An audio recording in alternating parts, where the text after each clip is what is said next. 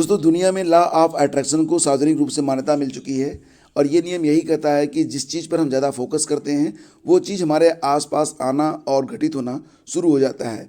जैसे कि अगर आप सलूशन खोज रहे हैं तो आपको सलूशन मिल जाएगा, और अगर आप ये देखते हैं कि समस्या कितनी बड़ी है तो थोड़ी सी और बड़ी होकर आपको दिखाई देगी। वैसे फ्रेंड्स, ज़िंदगी आपकी है और ज़िंदगी को इतनी सस्ती मत बनाओ कि दो कौड़ी के लोग खेल कर चले जाएं। नमस्कार दोस्तों, स्वागत है आप सभी का स्टडी विद ज्ञान प्रकाश में। आज 17 फरवरी है। आइए शुरू करते हैं आज के दैनिक रोजगार समाचार। देखिए फ्रेंड्स, सबसे पहले बात करेंगे सेंट्रल टीचर एलिजिबिलिटी टेस्ट यानी कि सीटेट के रिजल्ट के बारे में। पिछले कई दिनों से आपने न्यूज़ देखी होगी और बहुत सारे यूट्यूब चैनल से भी आपने सुना होगा कि सीटेट का परिणाम आज जारी होने वाला है, लेकिन कुछ तकनीकी वजहों से सूचना यही मिल रही है कि सीटेट का जो रिजल्ट है ये अभी जारी नहीं हो पाया है और ये 17 या 18 मतलब आज या कल में इसके जारी होने की सूचना आपको मिल जाएगी। तो जो रिजल्ट होगा वो कहाँ पर आप देख पाएंगे, ctet.nrc.in पर।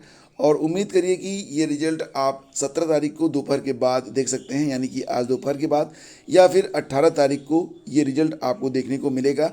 कुछ टेक्निकल वजहें थी जिसकी वजह से ये परिणाम अभी तक जारी नहीं हो पाया है। बहुत सारे लोग सीटेट जिन लोगों ने परीक्षा में शामिल हुए थे वो लोग इस परिणाम का इंतज़ार कर रहे हैं और शीघ्र ही उनका जो इंतज़ार है वो समाप्त होगा और रिजल्ट आपके सामने आएगा। देखिए फ्रेंड्स, अगली खबर ये है कि यूजीसी की राष्ट्रीय पात्रता परीक्षा यानी कि नेट का परिणाम अगले 1-2 दिनों में घोषित कर दिया जाएगा। विश्वविद्यालय अनुदान आयोग ने बुधवार को यह जानकारी दी है। तो जिन लोगों ने यूजीसी नेट की परीक्षा दी है वो लोग भी बिल्कुल रेडी रहें, उनके भी रिजल्ट नियर अबाउट रेडी हैं और बहुत जल्द ही रिजल्ट आपको देखने को मिल जाएगा। तो दो बड़े परिणाम आज आपको जो है आज या कल में देखने को मिलेंगे। आगे बढ़ते फ्रेंड्स, चलते हैं अगली खबर पे। प्रधानाचार्य भर्ती का साक्षात्कार जल्द। जैसा कि आप सभी लोग जानते हैं कि अशासकीय सहायता प्राप्त माध्यमिक विद्यालयों में प्रधानाचार्य भर्ती 2013 का साक्षात्कार कार्यक्रम एक सप्ताह में घोषित होने की उम्मीद है।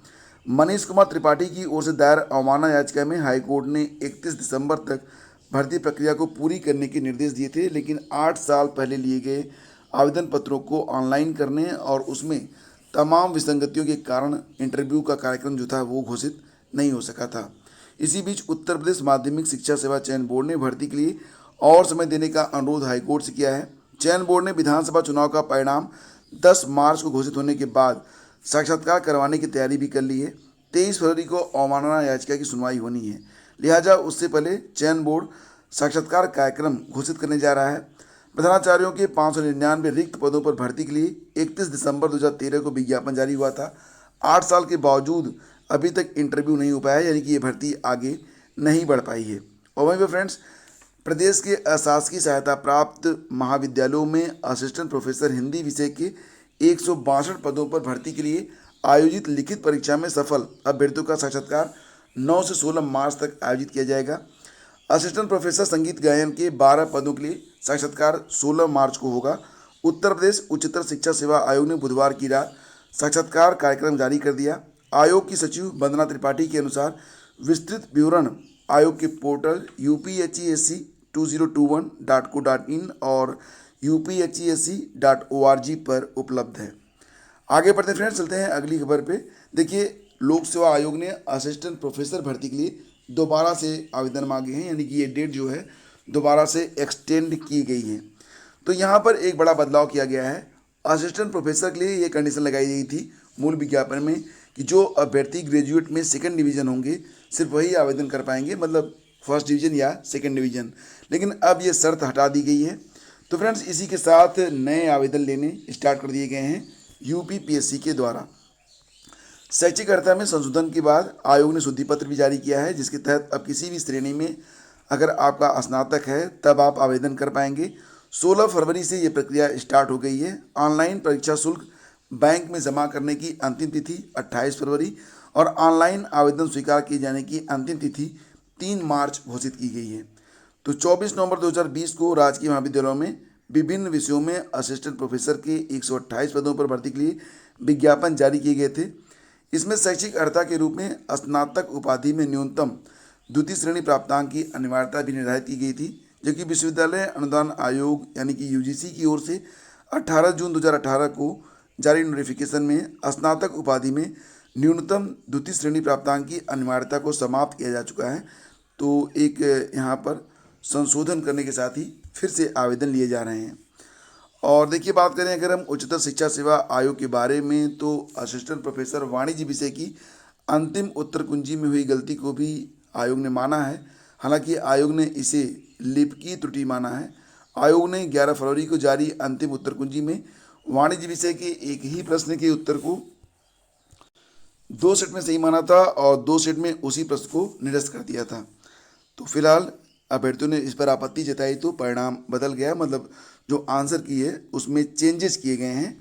और अगली खबर है कि असिस्टेंट प्रोफेसर हिंदी के इंटरव्यू जो होंगे वो 9 मार्च से होंगे। तो ध्यान दीजिए कि अशासकीय सहायता प्राप्त महाविद्यालयों में असिस्टेंट प्रोफेसर हिंदी विषय के 162 पदों पर भर्ती के लिए आयोजित लिखित परीक्षा में सफल अभ्यर्थियों के इंटरव्यू 9 से 16 मार्च तक आयोजित होंगे। साथ ही असिस्टेंट प्रोफेसर संगीत गायन के 12 पदों पर भर्ती के लिए जो इंटरव्यू होगा ये 16 मार्च से स्टार्ट होगा। तो विज्ञापन संख्या 50 के तहत असिस्टेंट प्रोफेसर 47 विषयों में 2002 पदों पर भर्ती के लिए लिखित परीक्षा पिछले साल आयोजित हुई थी। अभ्यर्थी लगातार मांग कर रहे थे कि लिखित परीक्षा के परिणाम शीघ्र घोषित किए जाएं और इंटरव्यू कराए जाएं। उत्तर प्रदेश उच्चतर शिक्षा सेवा आयोग बुधवार की देर रात साक्षात्कार कार्यक्रम जारी किया और आयोग की सचिव वंदना त्रिपाठी के अनुसार विस्तृत विवरण आयोग के पोर्टल पर उपलब्ध है। तो फिलहाल फ्रेंड्स, असिस्टेंट प्रोफेसर हिंदी के इंटरव्यू जो हैं ये 9 मार्च से स्टार्ट हो जाएंगे। और देखिए फ्रेंड्स, आने वाली परीक्षाओं में अब आपके पास समय को बहुत ही कम बचा हुआ है। और देखिए, कुछ चीज़ें होती हैं जिनको आप खर्च कहते हैं, कुछ चीज़ें निवेश के अंतर्गत आती हैं। अगर आपने जनवरी का जो करंट अफेयर है उसको अच्छे से तैयार नहीं किया है तो आपके पास अभी भी अवसर है। करंट अफेयर की ये जो PDF ई बुक है इसमें आपको प्रतिदिन का जो करंट है वो MCQs, ऑप्शन, फिर व्याख्या के रूप में उपलब्ध करवाए गए हैं। प्रत्येक प्रश्न को आपको बहुत ही अच्छे तरीके से समझाया गया है ताकि आप प्रश्नों को कंठस्थ कर सकें और सारे तथ्य आपको याद रह सकें। तो फिलहाल जनवरी माह की सारे प्रश्न और संपूर्ण करंट अफेयर की यह एक कंप्लीट ई बुक है, जिसको अगर आप अभी तक परचेज नहीं कर पाए हैं तो आपके लिए सुनहरा अवसर आज भी है। और अगर आप चाहें तो इसे आज भी मात्र 15 रुपये में डाउनलोड कर सकते हैं। बहुत सारे लोग ये पूछ रहे हैं कि 15 रुपये कहाँ जमा करने हैं। तो देखिए फ्रेंड्स, इसके लिए इसी वीडियो के डिस्क्रिप्शन में और कमेंट बॉक्स में एक लिंक है, उस पर आपको क्लिक करना है। इसके बाद इंस्टामोजो की वेबसाइट ओपन हो जाएगी, वहाँ पर आपको जो है 15 रुपये पे करने हैं। इसके लिए आप नेट बैंकिंग या फिर जो अलग अलग वॉलेट्स होते हैं पेटीएम वगैरह उसका इस्तेमाल कर सकते हैं। और देन आफ्टर आपके मोबाइल में ही ये PDF डायरेक्टली डाउनलोड हो जाएगी, जिसको आप आराम से पढ़ सकते हैं और कभी भी कहीं पर भी जैसे ही आपको वक्त मिलता है आप अपने वक्त का सही सदुपयोग कर सकते हैं। अधिक जानकारी आपको मिलेगी हमारे टेलीग्राम चैनल पर, लिंक इसी वीडियो के डिस्क्रिप्शन में है। अगर आपने अभी तक स्टडी विद ज्ञान प्रकाश यूट्यूब चैनल का टेलीग्राम चैनल ज्वाइन नहीं किया है तो अभी ज्वाइन कर लें। और देखिए फ्रेंड्स, आपका ऑडियो रिवीजन भी करवाया जाता है ताकि आपको सारी चीज़ें अच्छे से याद रहें। तो अगर आपने अभी तक करंट अफेयर का ऑडियो रिवीजन सेशन एक बार भी ज्वाइन नहीं किया है तो आपका मोस्ट वेलकम है। आप दोबारा से आइए और लिंक वीडियो के डिस्क्रिप्शन में है, उस पर क्लिक करें और एक बार ऑडियो सेशन को ज्वाइन करके देखें, आपको फ़र्क नज़र जरूर आएगा।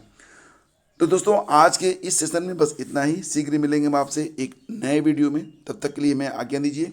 और ये लिंक है t.me स्टडी विद ज्ञान प्रकाश, और इस पर क्लिक करके आप टेलीग्राम चैनल को ज्वाइन कर सकते हैं। Thank you so much, have a great day. जय हिंद।